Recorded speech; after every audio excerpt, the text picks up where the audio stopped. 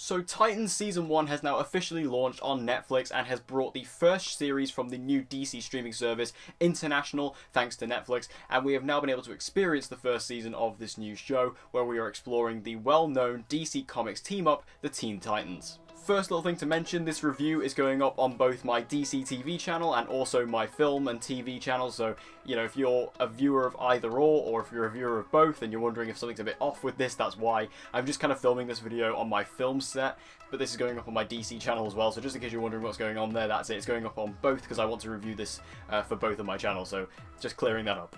So in regards to the DC Universe streaming service, which is officially launched in the US, I think that this is a huge missed opportunity because the DC Universe streaming service is something that I would particularly be interested in as a huge fan of DC. I love DC.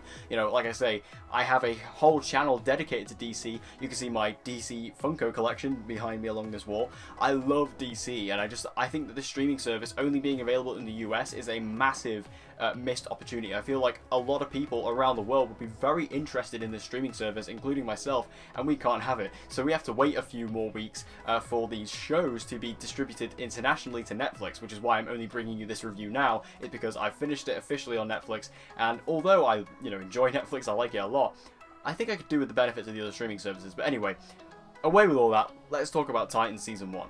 First off, Brenton Thwaites as Dick Grayson, aka Robin.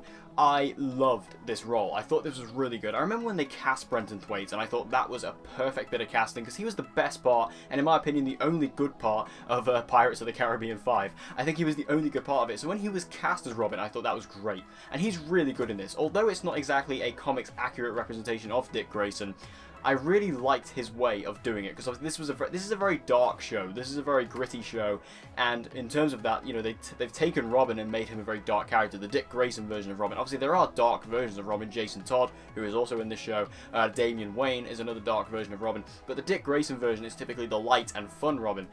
So to turn him into this dark character, although it's not comic accurate, it does line up with what the show sets up for him, and overall the way Brenton Thwaites was able to deliver it I thought was very good. He has the look, he has a superhero look, he looks like a hero, and the Robin suit is fantastic, I have to say. It's so good.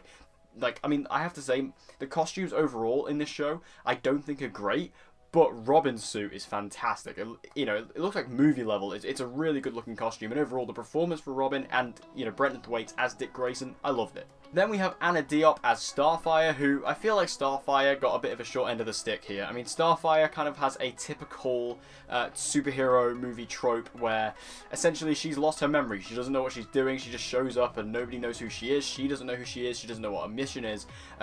So I feel like Starfire, in terms of the writing, was not very well handled. She's not a great character in this show yet. In Season 1, she's kind of bare bones. I think Anna Diop does the best she can. I think she's really good. I actually think she's very charismatic, but the writing for the character and the way the character was used in the season I think was quite underutilized. And then we have Rachel Roth, aka Raven. I wasn't a huge fan of Raven personally. I just felt like the actress who they portrayed her was just, I think her name was Tegan Croft.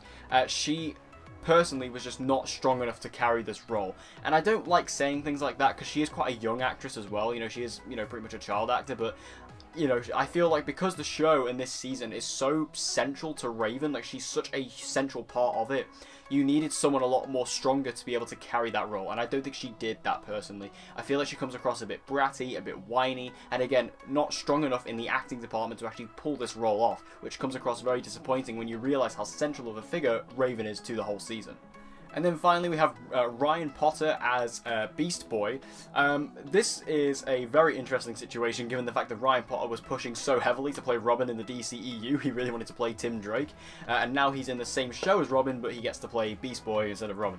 But either way, I really liked Ryan Potter as Beast Boy. I thought he was very good. Again, very charismatic. He was having a lot of fun. You can tell he was passionate about this role, and you can see that he really was having fun with it. And Beast Boy, although the CGI on him was not great, he only really turned into one creature throughout the entire season, which was a bit disappointing. Clearly, budget was an issue with this show, but it was kind of interesting to see it, and I did like seeing him in live action because it was kind of an interesting one to think, we've never seen this character in live action before, so what are they going to do with him? And I quite enjoyed it, and like I say, he is the best part of it. It's mainly just the CGI and the actual beast elements of the character is where it gets letting down. overall, the character writing for this show is a big issue.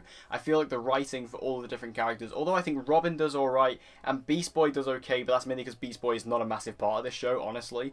But when it comes to Raven, and especially when it comes to Starfire, the writing is very inconsistent, but also incredibly weak, like just for some characters in particular, and it's clear they wanted to focus on some and not others. You know, while they really focus on Raven, it's not strong for her. They really focus on Robin, although it is strong for him, and then they don't really focus on Starfire, and it's not weak. It is weak for her, and then they don't really focus on Beast Boy, and it's fine for him. So, like, it's just every character gets different treatment, and it's incredibly confusing that, you know, throughout this entire season, each character is handled completely differently, and some are handled okay, like with Robin and Beast Boy, and then others are handled completely wrong, like Starfire and Raven. Also, this show tries so hard to be edgy, and it's almost cringy at times.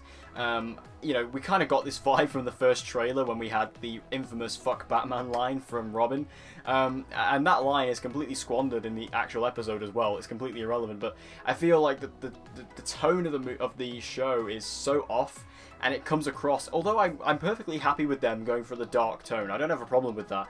You know, even though the Teen Titans are typically a very light and fun team, I don't have a problem with this new take. What I have a problem with is the overuse of things like blood and violence and swearing in order just to make it justified to be an R-rated show. It reminds me of the Batman vs Superman Ultimate Cut, where they just added in loads of blood for no reason. That's what it reminds me of. You know, they just had it in there just for the sake of having it without really any justification. And I've seen some people bring up the argument that it adds realism, but when you look at it, it's not really that. The reason why they did it was because they wanted to make it look like an R-rated, really edgy superhero show, and in the end, it kind of comes across as cringy. Also, like I say, costumes in this show, very weak. Although some of them are okay, like Robin's very good, Hawk and Dove's costumes are really cool, Starfire's is dreadful, Beast Boy's is not that great, and Raven's is also barely existent. I understand that obviously this is very early on. We probably will get better suits going into Season 2, especially for the other members of the Titans, as they're not really superheroes yet. But I feel like the problem is with the costumes is, you know, it would have been fine if you would have said, oh, well, you know, they're not superheroes yet, they're not going to have their own suits. And that would have been fine. That would have been a perfectly acceptable excuse. But don't make their costumes look like their superhero suits then, because they just look like really terrible Comic-Con costumes. Like Starfire's is by far the worst. You know, she is basically wearing civilian clothes. She's not wearing a superhero suit, but it's very reminiscent and clearly very similar to what they were trying to do with the Starfire costume, so it just comes across as a really poor representation of what that suit is. Also, given the fact that this show is about the Teen Titans, it's kind of disappointing that the Teen Titans are the least interesting part of it. I was a lot more interested in all the other side characters they bring into this show. Jason Todd is in this. He was very interesting. Donna Troy was in this, and she was very interesting. Hawk and Dove were both very good characters, and the Doom Patrol, who they introduced in this, who are getting their own show in a couple of months' time, also on the DC Universe streaming service, were very good. My personal favourite episode of this season was episode 4, Doom Patrol. I thought the Doom Patrol were really funny, and just a really awesome presence to be around. Like, they were just these really interesting, very weird characters who just kind of come across as this awesome team, like these misfits, kind of like Guardians of the Galaxy, that kind of thing. It works like in that kind of way, and I feel like it's very disappointing that out of all these characters, the Titans were the least interesting of the group. Also, the season finale for this show is one of the worst finales I've seen in a long, long time. It was honestly Walking Dead season 6 levels of bad.